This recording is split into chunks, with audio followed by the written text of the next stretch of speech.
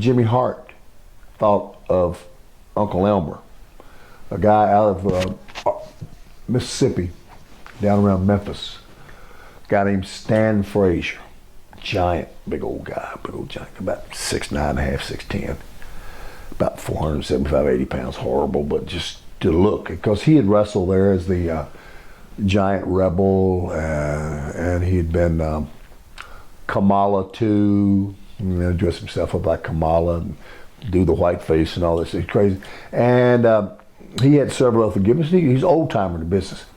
We brought him in and he got over big time. So now Cousin Junior got well and got back, so I brought them back together. So I had Uncle Elmer and Cousin Junior, and I managed them.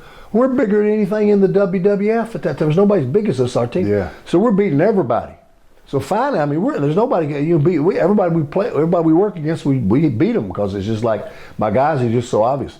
Even though it's a hillbilly type thing, and we get out there and dance and do, and it was cooking there for a while. And they put the belts on us just real quick one time from one TV to another, because they let us beat Greg Valentine and Brutus Beefcake one time. On one TV to the next TV. Then they had them to drop it to the next TV. That's fine. Valentine must have been pissed about that. No, I can't believe it. you know the deal. Yeah. And so they go through all that, and we get through all that, and then it's all great. And then one of them starts messing up again. I think I don't know if it was Elmer or whoever it was. He held up NBC one time, and they had to fly me all the way across the country and spend about 20 grand on a Learjet just for me, flying me from Fresno, California, all the way to Providence, Rhode Island, to do Saturday night's NBC, Saturday night main event. And they wanted me to come over, because Elmer wasn't going to show up. And then when I flew over there and they spent all that money, the driver said, "I'm taking you to the hotel." I said, "The hotel? Hell, take me to the arena. I need to go to Providence." I said, "Don't know." He said, Elmer showed up, and boy, he had like the quickest match in the world. Somebody beat him real quick. They killed him real quick, and then they fired him.